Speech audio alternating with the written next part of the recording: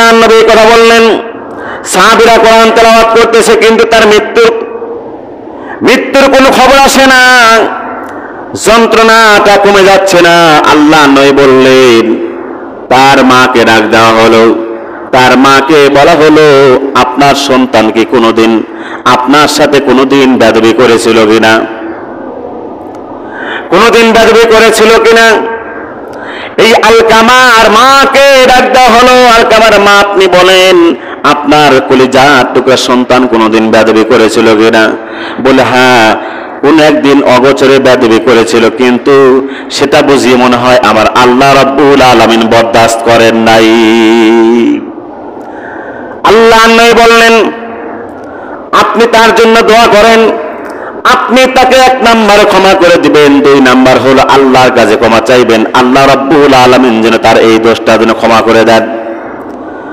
আল্লাহ নবী যখন কথা বললেন, এই কথা বলার সঙ্গে সঙ্গে তার মা কলিজার টুকরা সন্তান হারে কলিজার টুকরা সন্তানকে ক্ষমা করে দিয়ে আল্লাহ রাব্বুল আলামিনের কাছে এই দোয়া করলেন।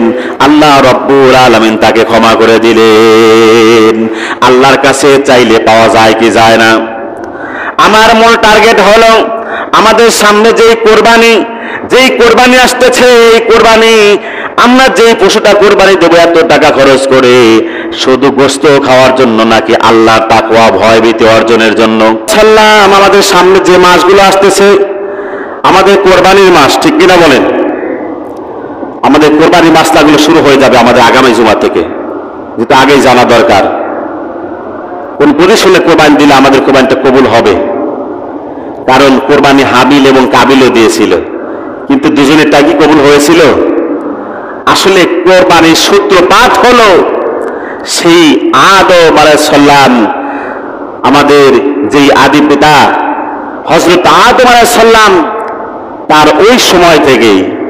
কিন্তু আল্লাহ রাব্বুল আলামিন এখানে আরেকটা বিষয় জারি করে দিয়েছেন, যে যখন তোমরা সন্তান চাইবা তখন আমার কাছে চাইবা নেক সন্তান। কি সন্তান? নেক সন্তান। প্রত্যেক মা বাবার উচিত হলো নেক সন্তান চাওয়া। আসলে কোরবানির সূচনা হলো সেই আদমের পুত্র থেকে শুরু করে। বিশদ ব্যাখ্যা, অনেক আলোচনা, অত আলোচনা করার সময় হবে না। তবে শুধু হিন্স একটু বোঝানোর জন্য আমি একটু টাচ দেব। যে আদম আলাইহিস সালামের কলিজার টুকরা সন্তান হাবিল এবং কাবিল, এক ভাই বড় এক ভাই ছোট, তার চাচাতো বোন ছোট বোন, অর্থাৎ বড় ভাই বড় বোনের সাথে আর ছোট ভাই ছোট বোনের সাথে বিবাহ করা একটা আইন ছিল ওই সময়কার। কিন্তু আসলে আল্লাহ রাব্বুল আলামিনের কুদরত, সেই হাবিল আর কাবিলের চাচাতো বোন, প্রথম যে বোনটার সাথে বিয়ে হবে সেই বোনটা ছিল কালো। কি ছিল? কালো ছিল। আর দ্বিতীয় বোনটা যেটা ছিল ওটা সাদা ফটফটে সুন্দর চেহারাওয়ালা ছিল। কিন্তু এটা সে বরদাস্ত করতে পারে নাই, বলে না, আমি ওটাকেই বিয়ে করব। সেই সময়কার আইন লঙ্ঘন করে দিল যে না, ওটা সুন্দর মেয়ে, আমি ওটাকেই বিবাহ করব। কিন্তু হযরত আদম আলাইহিস সালামকে আল্লাহ রাব্বুল আলামিন পরীক্ষার মধ্যে শামিল করে দিলেন। যে আদম, তোমার সন্তান তো মানতেছে না, তোমার সন্তান তো তোমার কথা শুনতেছে না, সুতরাং তাদেরকে কি করো? একটা পরীক্ষার সম্মুখীন করো। পরীক্ষায় যে পাশ করবে তাকে ওই সুন্দরী মেয়ের সাথে বিবাহ দেওয়া হবে। আর যে পরীক্ষায় ফেল করবে, পাশ করবে না, তাকে ওই সুন্দরী মেয়ের সাথে বিবাহ দেওয়া যাবে না। সম্মানিত হাজির, সংক্ষিপ্ত পরিসরে বলছি, হযরত আদম আলাইহিস সালাম তার কলিজার টুকরা সন্তান হাবিল কাবিলকে পরীক্ষার মধ্যে শামিল করে দেওয়া হলো। তোমরা পরীক্ষার মধ্যে একটা পরীক্ষা তৈরি করো, পরীক্ষা দিতে হবে তোমাদেরকে। সেই পরীক্ষাটা হলো যে তোমাদেরকে কোরবানি দিতে হবে দুইটা পশু তোমাদেরকে দুজনের জন্য কোরবানি দিতে হবে। সুতরাং যার কোরবানিটা আল্লাহর কাছে গ্রহণযোগ্য হয়ে যায়, অ্যাকসেপ্টেড হয়ে যায়, ওটাই তোমাদের জন্য গ্রহণযোগ্য হয়ে যাবে। আর ওটার কারণে তোমাদের যেই সুন্দরী চাচাতো বোন আছে ওটাকে তোমার সাথে বিবাহ দিয়ে দেব, বিবাহ বন্ধনে আবদ্ধ করে দেব। হাবিল কাবিল এই পরীক্ষার সম্মুখীন হয়ে যখন তার হুকুমে দুটা পশু নিয়ে আসলো, আর এই পশুর নমুনা হলো যার পশুটা আল্লাহ রব্বুল আলামিন আগুন দিয়ে ভক্ষণ করে ফেলবে, সেটাই গ্রহণযোগ্য হয়ে যাবে। এবার যখন পরীক্ষা হয়ে গেল,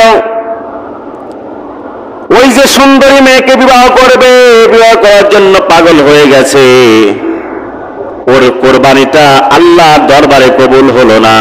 কবুল না হওয়ার কারণে তাদের মধ্যে একটু ফাটল সৃষ্টি হয়ে গেল। দুই ভাইয়ের মধ্যে, আপন দুই ভাইয়ের মধ্যে প্রতিহিংসা শুরু হয়ে গেল। কি হয়ে গেল? প্রতিহিংসা শুরু হয়ে গেল যে না, আমি ওই সুন্দরী মেয়েকে বিবাহ করতে পারবো না, সুতরাং আমি তাকে বিবাহ করতে দেব না। এই টার্গেট অনুযায়ী যখন কাজ করলো, তখন তার আপন ভাইকে হত্যা করে ফেললো এই বোনের কারণে। কিসের কারণে? এই চাচাতো বোনকে বিবাহ করার কারণে, সুন্দরী মেয়েকে বিবাহ করতে না পারার কারণে তার আপন ভাইকে সে হত্যা করে ফেললো। এর চাইতে জঘন্য পাবার হয়? বর্তমান বাংলাদেশ নয়, সারা বিশ্বে যত মানুষকে হত্যা করা হচ্ছে অবৈধভাবে, সেই সমস্ত হত্যার ওই নমুনা থেকেই এসেছে। হাবিল আর কাবিলের এই অবস্থান থেকেই এসেছে।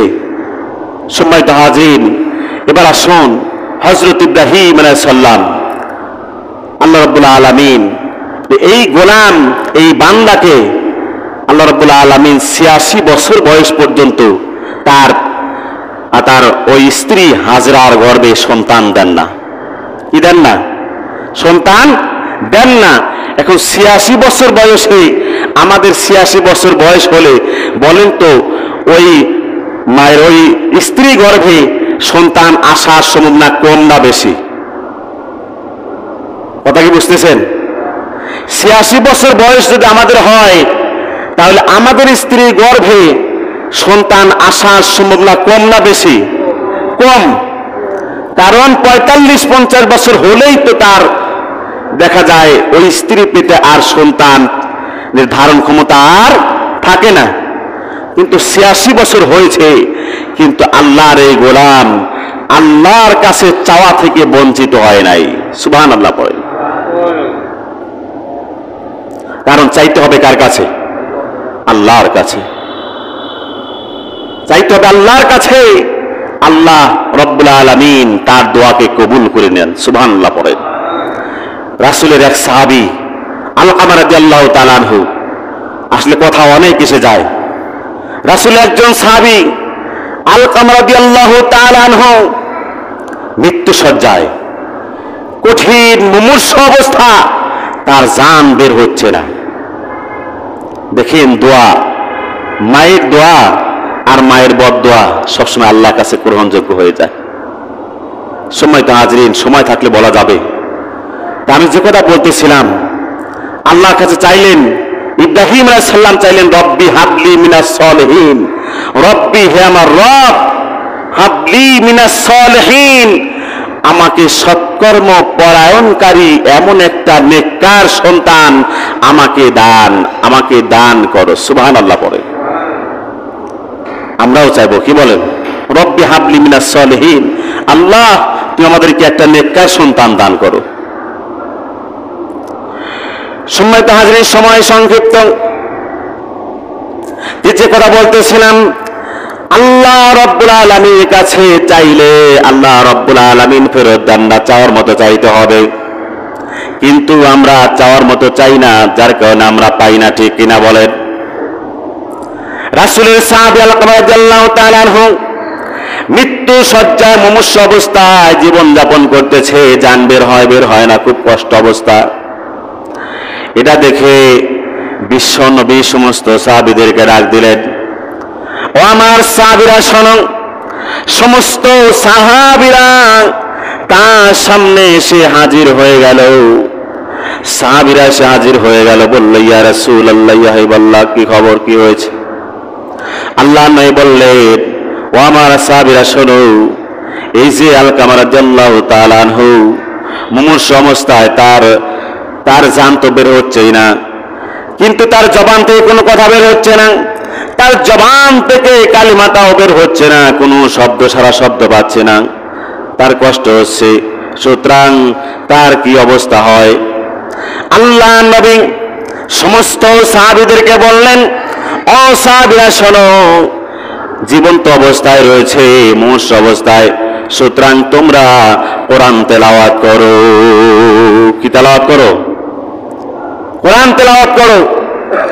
এখান থেকে শিক্ষণীয় বিষয় হলো, মুসলমান খুলে খেয়াল রাখবেন, আল্লাহ রাসূল সাহাবীদেরকে বললেন অসুস্থ অবস্থায় জীবন্ত অবস্থায় রয়েছে, সুতরাং তোমরা এই অবস্থায় কোরআন তেলাওয়াত করো, কারণ কোরআন হলো শিফা।